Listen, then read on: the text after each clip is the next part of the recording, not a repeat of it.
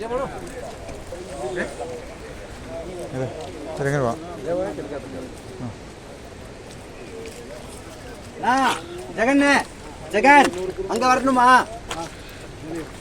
ചെളിയിൽ പൊതിഞ്ഞു കിടക്കുന്ന മണ്ണാണ്. ഇതിലെല്ലാം വെള്ളം കുത്തി ഒഴുകി മൊത്തം മണ്ണെടുത്ത് പോയിരിക്കുന്നതാണ്. പാറ മാത്രമാണ് അവശേഷിക്കുന്നത്. താഴേക്ക് അങ്ങനെയല്ല, താഴേക്ക് മൊത്തം കണ്ടത്തിലെ ചെളി പോലെയാണ്. ഇവിടെ കഴിഞ്ഞു കഴിഞ്ഞാൽ ഒരു 10 ടോർസേ കയറുന്ന കല്ലൊക്കെയാണ് ഉരുട്ടി കൊണ്ട് ഇട്ടിരിക്കുന്നത്. ഭീകരമായൊരവസ്ഥയാണിത്, ഭീകരമായൊരവസ്ഥ. ഒരു നാട്ടിലും ഈ ലോകത്ത് ഒരിടത്തും ഇങ്ങനെ ഒരു അവസ്ഥ വരില്ലേ എന്നാണ് എനിക്ക് പറയാനുള്ളത്.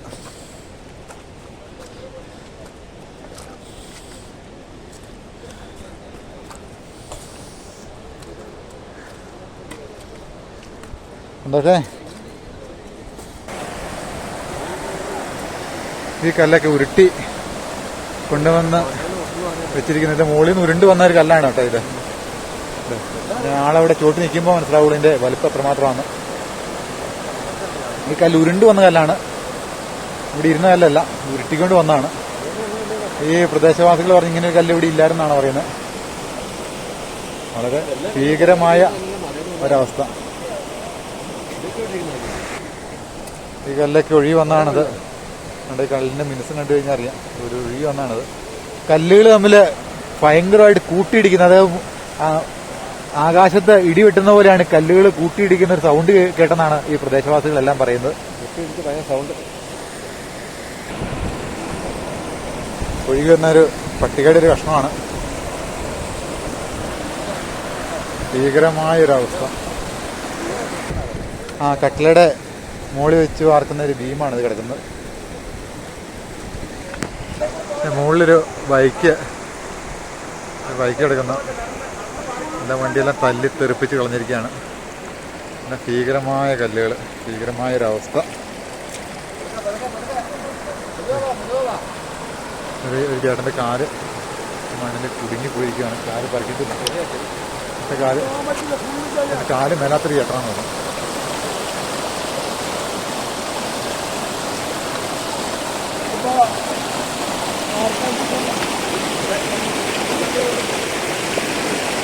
മേലാതെ തന്നെ എന്തിനാ പോയേ ചേട്ടാ?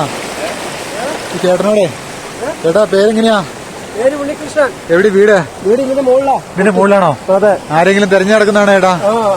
പോയിട്ടുണ്ട്. എവിടെയായിരുന്നു ചേട്ടാ വീട്? എന്തോ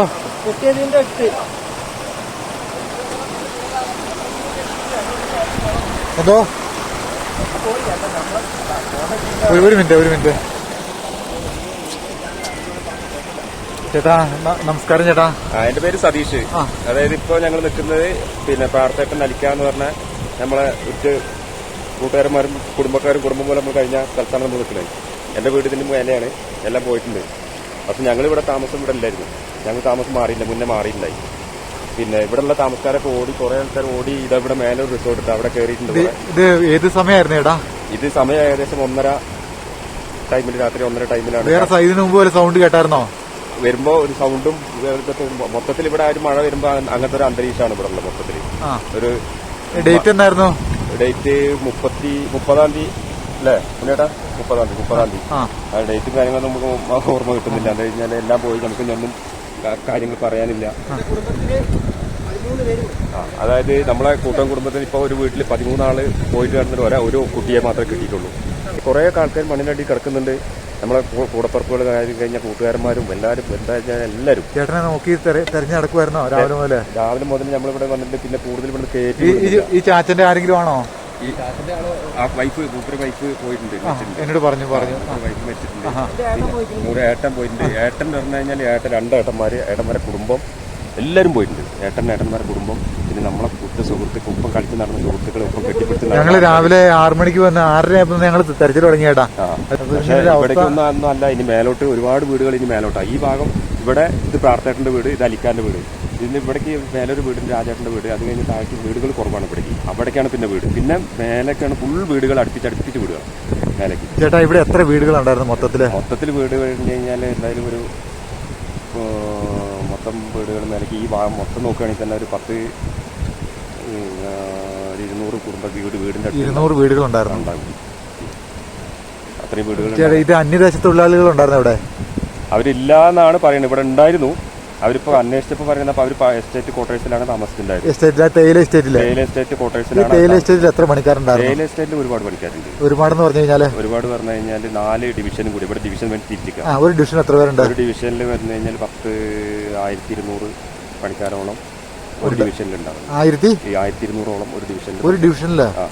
ഈ 4 ഡിവിഷനായി തിരിച്ചിരിക്കുക. പുത്തുമല, മുണ്ടക്കൈ, ചുഴൽമല, അങ്ങനെ 4 ഡിവിഷനായിട്ട് തിരിച്ചിരിക്കുകയാണ്.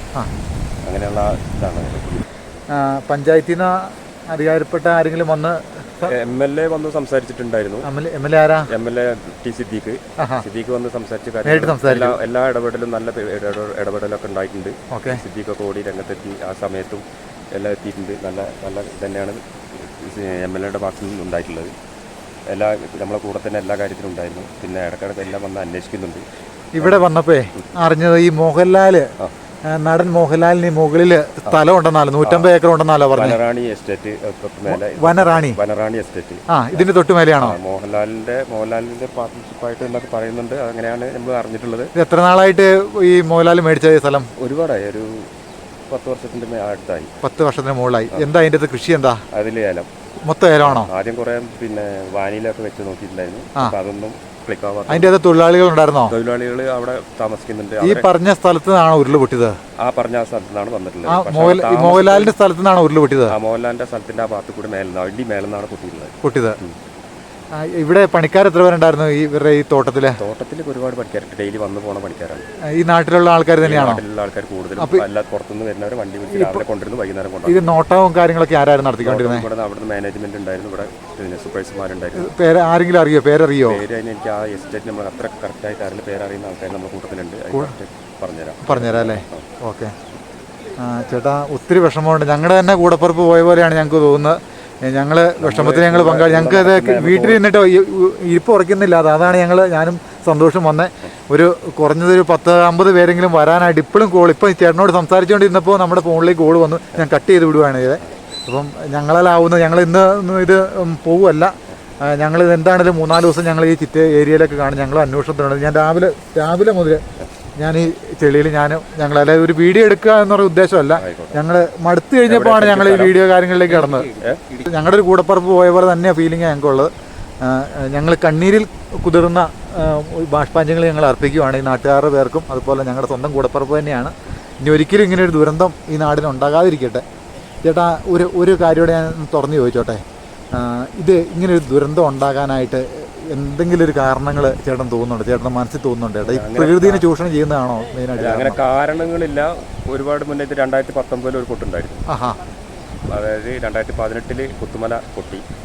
ആയി കഴിഞ്ഞ് പിറ്റത്തെ വർഷം അതേ ദിവസം, അതായത് 7-ാം തീയതി 2018 പിന്നെ ആഗസ്റ്റ് 7-ാം തീയതി പുത്തുമല ഇതേപോലെ ഒരു സംഭവം നടന്നിട്ടുണ്ടായിരുന്നു. അതേ പിറ്റത്തെ എവിടെയായിട്ട് ഏത് ഭാഗത്തായിട്ട് വരുന്ന വഴി മേപ്പാടിയിൽ നിന്ന് മുണ്ടക്കൈയിലേക്ക് വരുന്ന വഴി. ഇവിടുന്ന് എത്ര കിലോമീറ്റർ ഉണ്ട്? ഏകദേശം 4 കിലോമീറ്റർ ഉണ്ട്. ഈ സ്ഥലത്തിന് എന്നാ പറയുന്നത്? ഈ സ്ഥലത്തിന് മുണ്ടക്കൈ.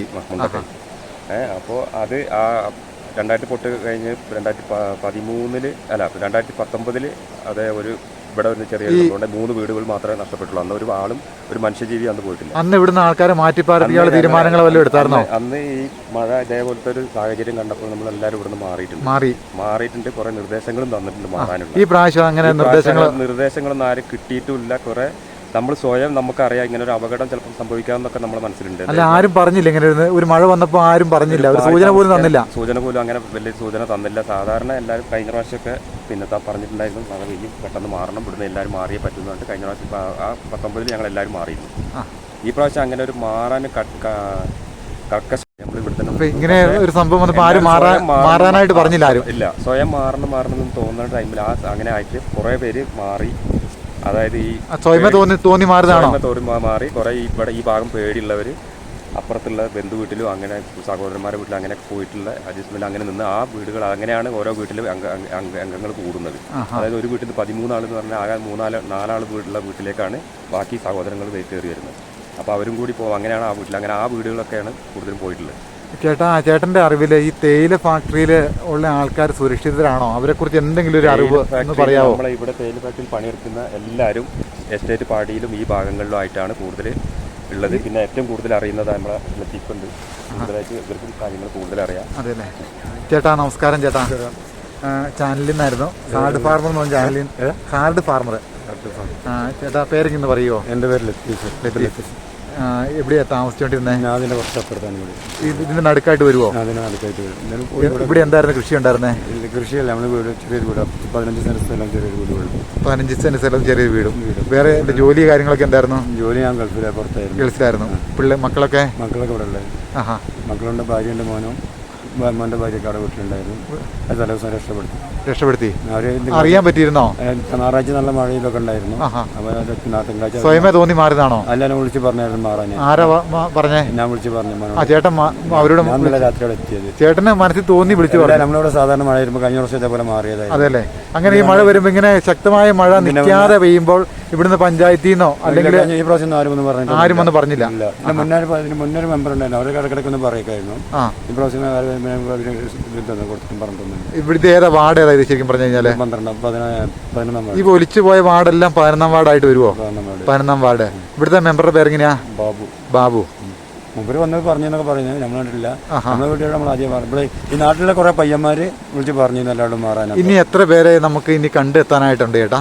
പറയാൻ പറ്റില്ല. എത്ര പേര് മാറി, എത്ര പേര് മിസ് ഉണ്ട്. ഇപ്പൊ നമ്മളെ വീടിന്റെ തൊട്ടടുത്ത് നമ്മളെ പങ്ങളെ വീടിന്റെ 5 പേര് മിസ് ചെയ്യുമായിരുന്നു. അതിൽ 3 പേരെ കിട്ടിയിട്ടുണ്ട്. അപ്പോൾ ഇതിനെ സംബന്ധിച്ച് ഒരു രൂപരേഖ വന്നിട്ടില്ല. എത്ര പേര് കാണാനുണ്ട് എന്നുള്ള കാര്യങ്ങൾ, കിട്ടാനുണ്ട്, അതിൽ കാണാനുണ്ടെന്നുള്ള കാര്യത്തിൽ ഒരു കൃത്യമായിട്ടൊരു കണക്ക് കാര്യങ്ങൾ വന്നിട്ടില്ല. അപ്പോൾ ഇതിനെ സംബന്ധിച്ച് ഒരു അന്വേഷണ കാര്യങ്ങളൊന്നും പഞ്ചായത്തിന്റെ ഭാഗത്തുനിന്ന് ഉണ്ടായില്ല ചേട്ടാ?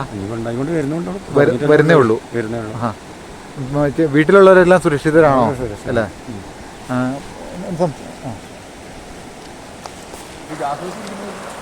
ഒരു ഗ്യാസ് കുറ്റി ഒഴുകി വന്നിരിക്കുന്ന കേട്ടോ, ഒരു കുറ്റി.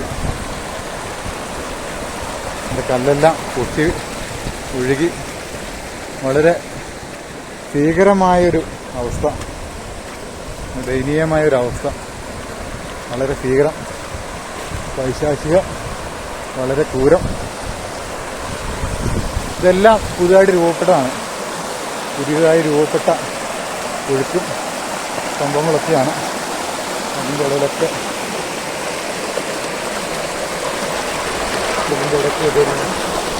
പുതിയതായിട്ട് അള്ളു ഒഴുക്കും. മരത്തിലൊക്കെ ഏതാണ്ട് കട്ടിലൊക്കെ വന്ന് ഇടിച്ചിട്ട് മരത്തിൻ്റെ അവിടെയൊക്കെ തൊലി മൊത്തം പൊളിഞ്ഞു പോയിട്ടുണ്ട്. കട്ടിലയുടെ ഭാഗങ്ങളൊക്കെ വന്ന് ഇടിക്കുകയാണ്. തൊലി പൊളിഞ്ഞിങ്ങനെ ഇടുന്നുണ്ട്, ഇടിഞ്ഞ് തകർന്നൊരവസ്ഥയാണ്.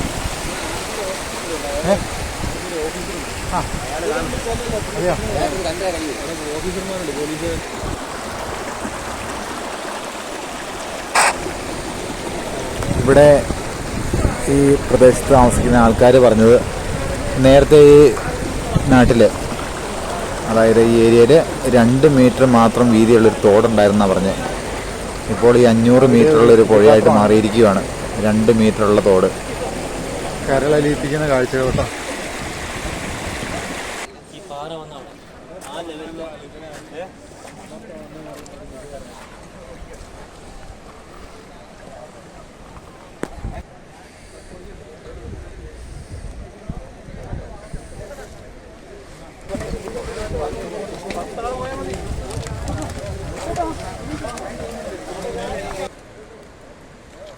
ദുരന്ത ഭൂമി എന്ന് പറഞ്ഞാൽ ഒന്നും പറയാൻ പറ്റാത്ത ഒരവസ്ഥയാണ്. നമ്മൾ മനസ്സിൽ പോലും ഒരിക്കലും ഇങ്ങനെ ഒരു സ്ഥലത്തും ലോകത്തൊരിടത്തും ഇങ്ങനെ ഉണ്ടായല്ലേ എന്ന് ആഗ്രഹിക്കുന്നു.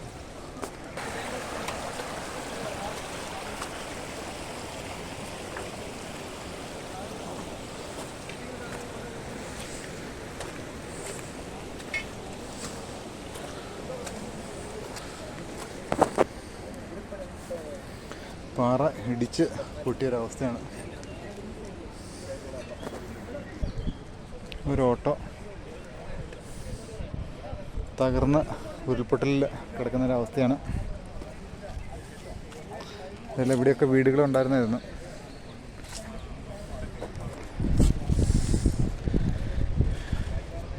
ഇവിടെയൊക്കെ ഈ കാണുന്ന സ്ഥലത്തെല്ലാം വെള്ളം വന്ന് അടിച്ച് തകർന്നു പോയതാണ്. ഇതിലെല്ലാം വെള്ളം ഇടിച്ച് കയറി കേട്ടോ. ജനലിന് ചില്ലെല്ലാം പൊട്ടിക്കിടക്കുന്നൊരവസ്ഥയാണ്. ദയനീയ ഒരു കാഴ്ചയാണ് കാണുന്നത് കേട്ടോ. ഈ പ്രദേശവാസികളോട് ആരോടും ഈ സ്ഥലങ്ങളിൽ നിന്നും മാറുന്നത്, കാരണം കഠിനപ്പെട്ട മഴകളാണ്. ഇതുണ്ടോ പൈസ തൊട്ടുകളൊക്കെ കിടക്കുന്നത്, സാരി കാര്യങ്ങൾ.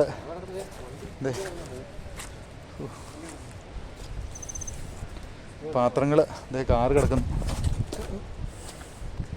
ഈ പ്രദേശത്തുള്ള ആൾക്കാരോട് ഇവിടുന്ന് മാറി താമസിക്കാനായിട്ട് പഞ്ചായത്തോ വേണ്ടപ്പെട്ട അധികാരികൾ ആരും ഒരു നിർദ്ദേശം കൊടുത്തില്ല. അതാണ് ഇത്രയും ഭീകരമായ ഒരു അന്തരീക്ഷത്തിലേക്ക് പോയത് എന്നാണ് അല്ലേ സന്തോഷേ? ഇവിടെയുള്ള പഞ്ചായത്ത് മെമ്പറോ അല്ല അധികാരികളോ ഇത് അധികാരപ്പെട്ട ഒരു ഉദ്യോഗസ്ഥർ ആരും വന്ന് ഇവരോടൊന്നും പറഞ്ഞില്ല എന്നാണ് ഇവിടെ താമസിച്ചുകൊണ്ടിരുന്ന നിലവിലുള്ള ആൾക്കാർ നമ്മളോട് പറഞ്ഞത്. ഒരു ബുള്ളറ്റ് കിടക്കുന്ന കേട്ടോ ഇത് കാണുന്നത്.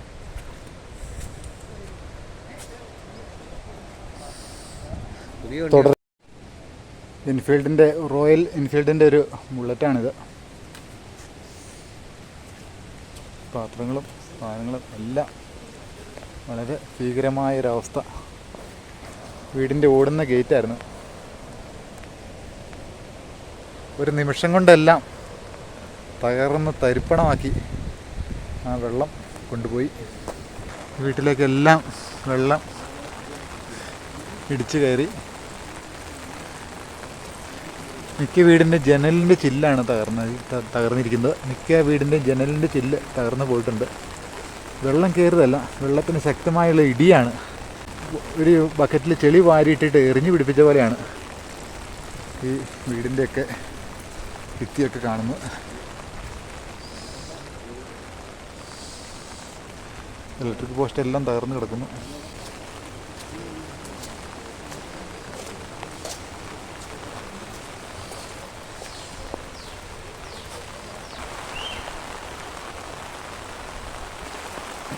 വീട്ടിലേക്ക് ചെളിയായിട്ട് ഇതുണ്ടോ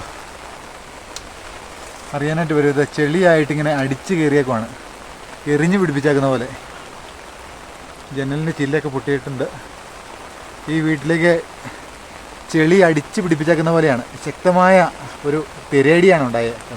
വെള്ളം കയറിയതല്ല, ശക്തമായുള്ളൊരു അടിയായിരുന്നു, ഒറ്റ അടി. ആ അടിയിൽ ജനലിന് ചില്ലെല്ലാം പൊട്ടിയിട്ടുണ്ട്. മതിലെല്ലാം തകർന്നു പോയി.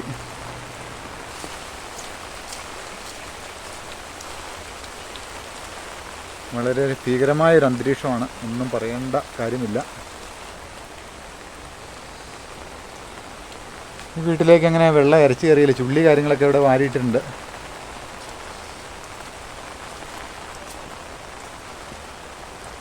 ഇവിടെ എല്ലാം തകർന്ന് തരിപ്പണമായി കിടക്കുവാണ്. അലുമിനിയത്തിൻ്റെ ഒരു വാർപ്പും ചെമ്പുകലമാണ് ഈ കാണുന്നത്.